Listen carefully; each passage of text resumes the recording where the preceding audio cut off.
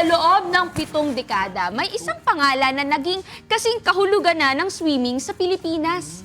Yan ang Bert Lozada Swim School. Totoo yan. Mula sa simpleng pagtuturo noong 1956, ito ay lumago at naging pinakamalaking swim school sa bansa na nakakapagturo na sa mahigit 1,000,000 Pilipino at nakapag-produce pa ng mga Olympian athletes. Pero higit pa sa sports, dala nila ang isang mas malalim na layunin, ang gawing isang bansang marunong lumangoy ang Pilipinas. Kailangan ko to.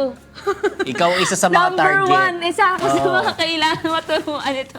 At ngayong umaga mga kasabahay, alamin natin ang kwento sa likod ng kanilang 70 or 70 taong pamana. Ang kanilang progreso, advokasya at kung paano nila napanatili ang isang legacy na patuloy pa rin nagbibigay inspirasyon hanggang ngayon. Let's all welcome the CEO and COO of Bert Lozada Swim School, Sir Anthony and Angelo Lozada. Good morning! Good morning, Dean and Josh.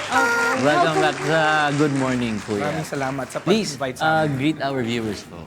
Good morning. Good morning, everyone. Yun. Ang saya na makakasama natin dito. Siyempre, Ulit, yung mga, yung mga, siyempre, namumuno sa Bert Lozada Swim School. Ang ganda rin po kasi Institusyon ng na yun, Oo nga institusyon.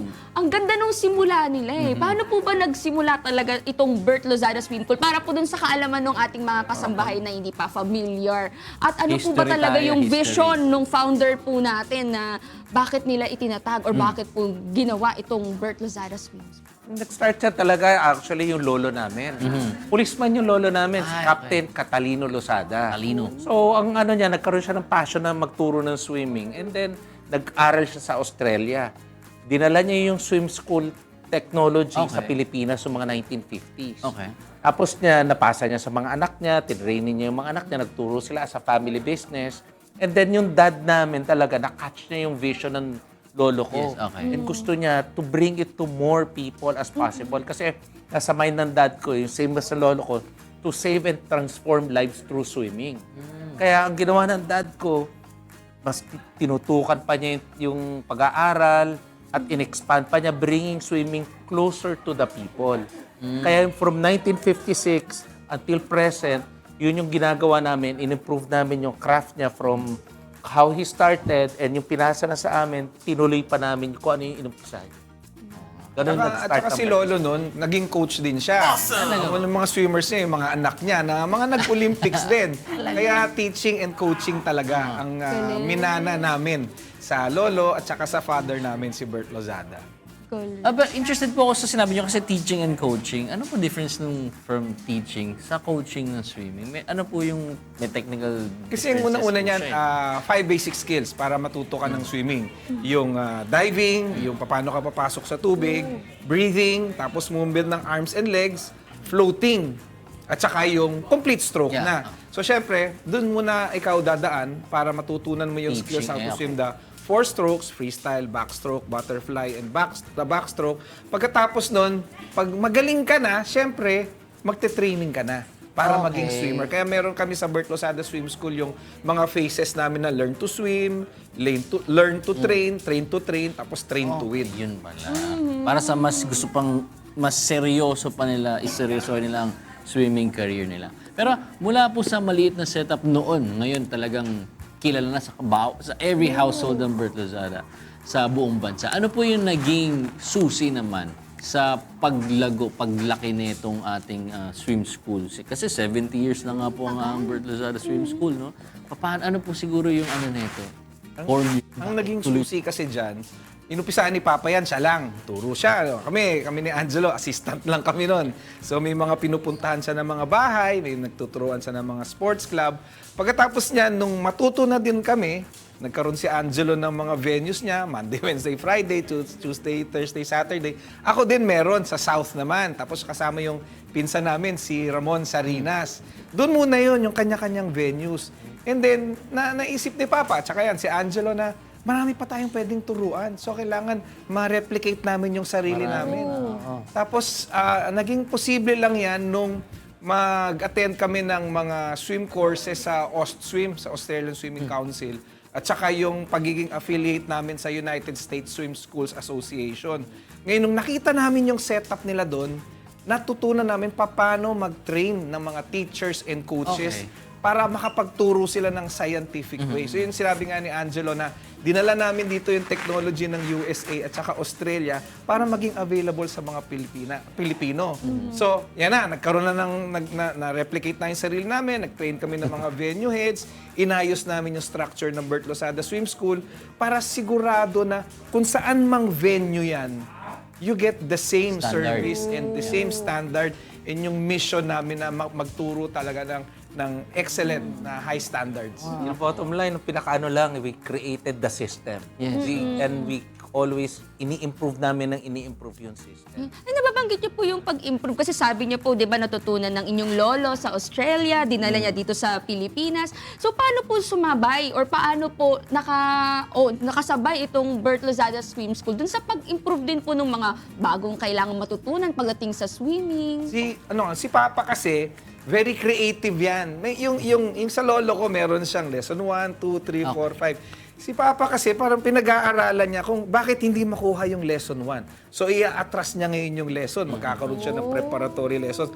Tapos hindi lang yun. Pinag-aaralan niya, paano ba lumulutang yung bata?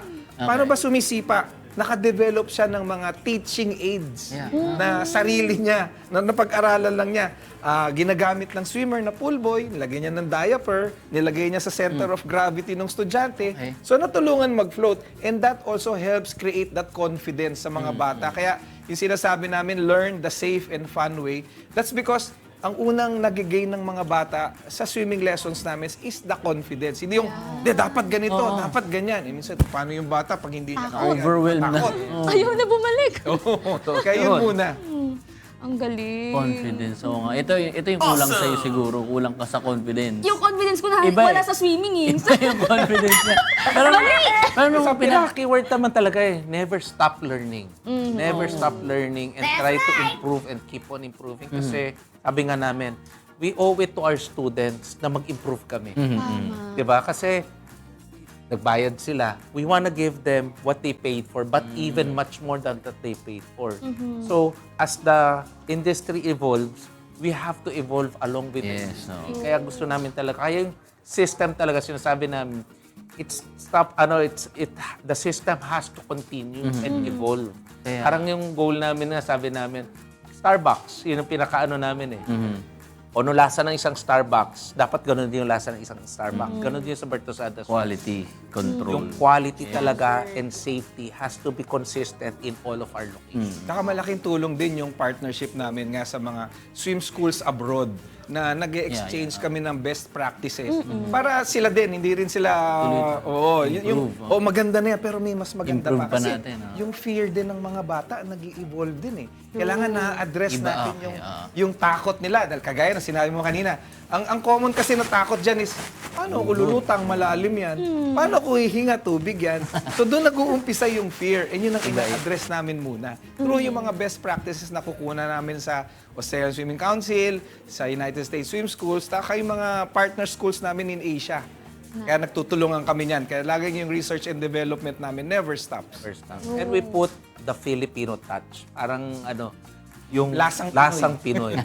Kasi hindi mo pwede namang kunin lahat eh. Yes, Pag dinala mo dito, hindi mag-work lahat. So, nilalagay namin yung experience na ni Papa, tsaka ng lolo ko, through the years, at tsaka experiences din namin, mini-merge namin dun sa mga natututunan namin para magkaroon ng Filipino touch. Yun yung expectation ng mga Pilipino, iba yung expectation ng mga Amerikano, Yes, ng oo, Australiano. ano yung Kaya kailangan, approach mo, paano? ano yung i-address namin, ano yung kailangan ng mga Pilipino. Siguro ito talaga isa talaga sa susi nga din yung nababanggit nyo yung constant improvement din talaga ng curriculums natin. Kaya talaga 70 years na ang operation ng Bert Losada Swim School. Kaya nakapagturo na sila sa mahigit 1,000,000 students at nakapag-produce ng Olympians na nabanggit natin kanina. Pero ito nga po, paano nyo naman po napapanatili yung quality ng training po ninyo? Kasi nga nabanggit nyo na marami na tayo sa iba't ibang lugar na hindi naman po natin kaya talagang gawin pero i-replicate yung sarili natin. Hindi naman kayo personally talaga pupunta sa lahat ng household. So paano po natin na-maintain yung quality ng turo natin? Ginawa namin kasi in-equip namin talaga yung mga tao. Yung passion namin sa pagtuturo at saka yung talagang shinare namin sa mga tao namin yung the heart to teach at saka yung importansya na ipasa mo sa mga estudyante mo yung dapat. So what we created is we equip mas maraming leaders. And yung mga leaders na yun, yung pinasa namin, we want yung ipasa din nila doon sa mga kanya-kanya. So we have mga area managers that make sure yung quality nandoon. Like, for example, may operation supervisor sa isang area. And each operation supervisor manages area managers. So ganun yung ginawa namin to maintain the quality and consistent ang monitoring namin. Nabanggit niyo rin po kanina yun na meron tayong mga na-train nyo na naging Olympians pa nga, di ba? So, paano po yun? Kasi syempre, bawa yung iba talaga, nagsa-start sila, marunong na ako lumangoy, gusto ko mag-improve pa. So, paano yung training sa mga ganun naman po? Paano naman sure ng Bert Lozada na, kapag gusto mong mag-improve, kaya rin namin yan, makaya ka pa rin namin maturuan sa school na to, hindi mo kailangan mag-ibang bansa. Yung mga Olympians. Yes. Ang Bert Lozada Swim School naka-contribute sa journey nila to becoming an Olympian. Siyempre, from the learn to swim, o yung iba nag-join sa amin midway, yung sistema namin ng pagte-training, yun yung sinasabi ko na pag-train ng mga swimmers dun sa high performance development namin, yun naman ang na-share namin sa mga coaches namin. And at the same time, kasi pag love mo talaga yung ginagawa mo, whether it's teaching or coaching, itong profession namin ng teaching, lalo na sa mga bata, takes patience. Ngayon, hindi basta-basta yung tuturuan mo, pagkatapos marunong na. Hindi, kailangan patient ka, kailangan creative ka, kailangan yung love mo sa pagtuturo. Yun ang magde-develop ng mga bata. Kaya kailangan yun na. Sabi nga, Angelo, yung sistema namin ng pag-develop ng teachers, coaches, ganun din ang system namin ng pag-develop ng students and athletes para umabot sa Olympics. Yan. Nagpatong-patong yung factors po talaga para maging successful for 70 years bukod sa nandyan yung passion po natin. Yung dedication din talaga to outlast ng 70 years ng Bert Lozada Swim School. Pero pwede niyo po ba ikwento naman sa atin tungkol dun sa advocacy po natin na Drown Free Philippines na advocacy po natin? Paano po ba ito makakatulong sa ating community? Oo, yung Drown Free Philippines Foundation kasi namin, yung actually love talaga ni Papa talaga. Ang shinare sa amin ni Papa talaga Yung dream niya. Yung dream niya is to be able to touch each and every Filipino's lives through swimming. Kumbaga, to save and transform lives through swimming. So, ang niya, every year yun.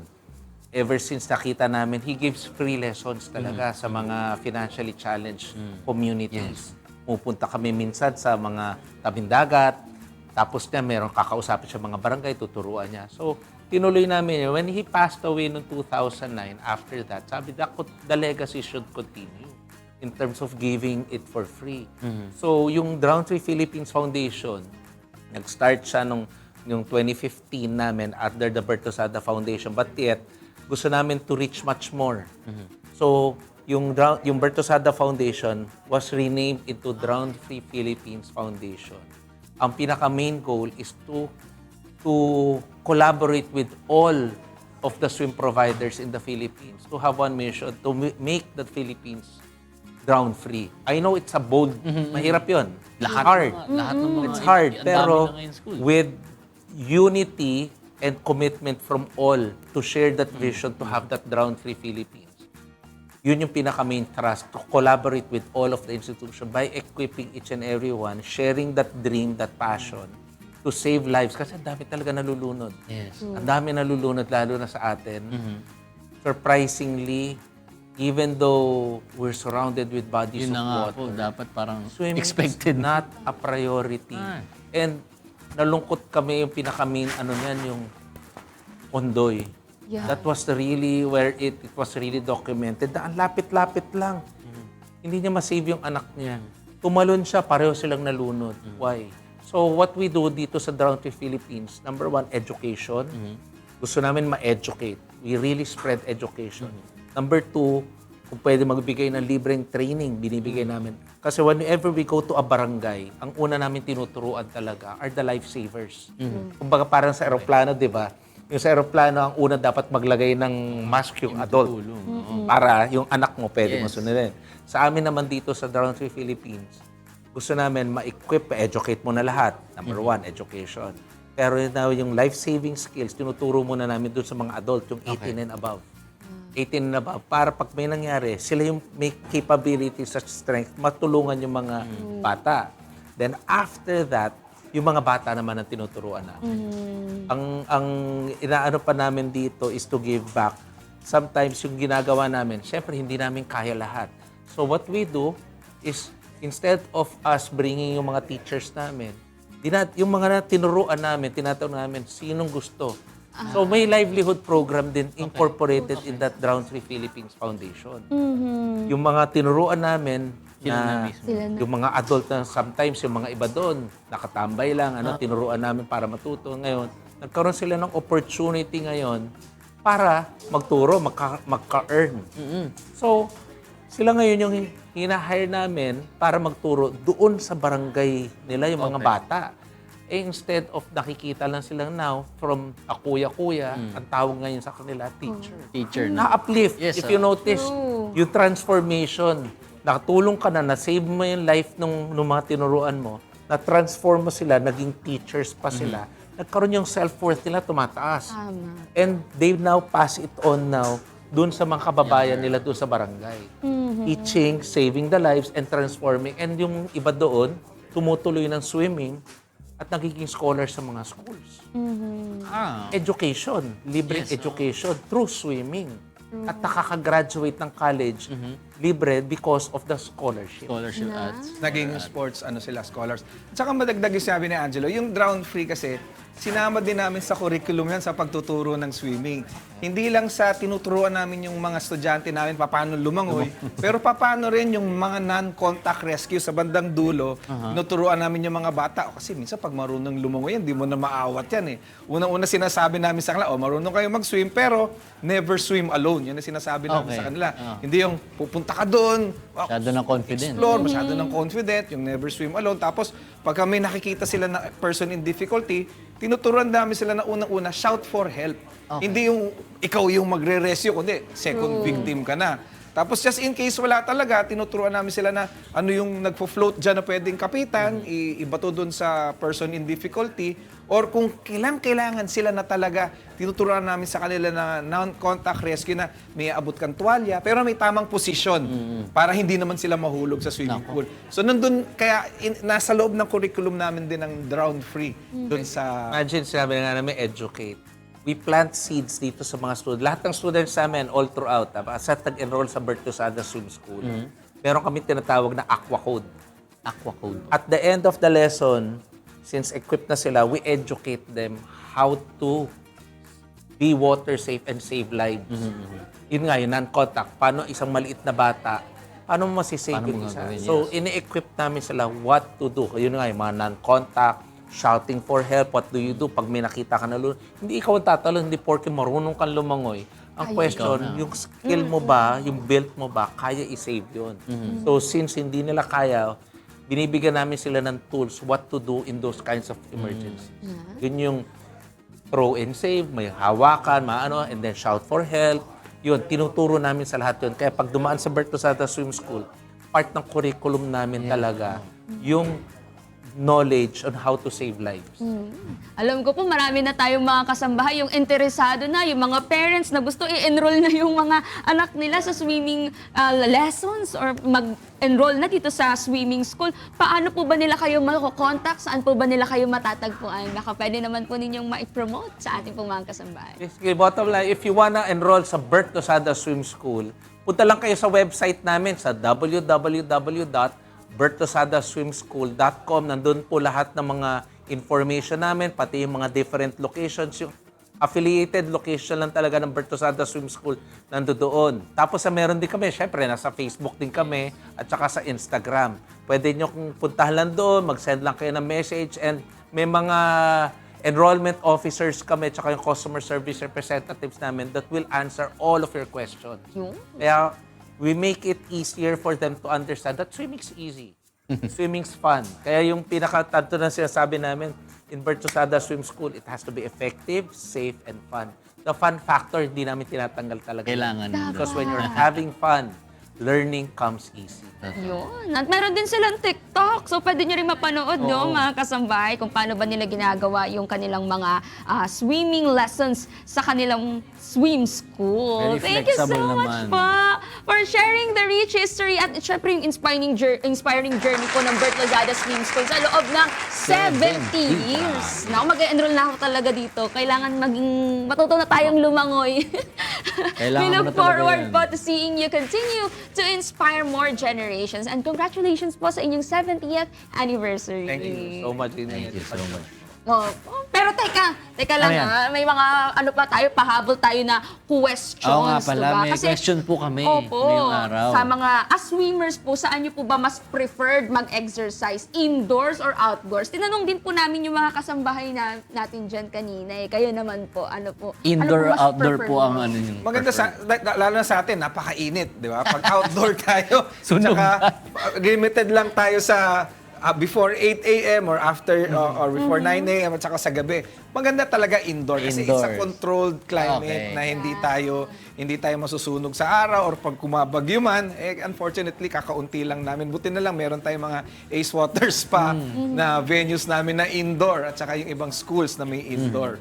Ngayon, kung outdoor naman, just make sure na naka-sunblock at naka-rash guard True. to Safe protect pa rin. from the sun. Oo. Yun yung common yung mga Pinoy kasi, hindi sanay mag-sunblock. ayaw. Ayaw, parang hindi na nakikita yung importance. Ang beauty naman din ng outdoor, yung morning sun. True. Yan, Yung hindi niyo benefits of hindi niyo morning mapapalitan sun. ng morning sun ng kahit anong artificial lighting. Oo. Basta ang importante, anywhere you swim, swimming so beneficial. Ayun ang pinaka-the best exercise. Wow. Na even at a young age or tayo Kahit yung old age, tatanda, yeah, pwedeng oo. gawin. Pwede.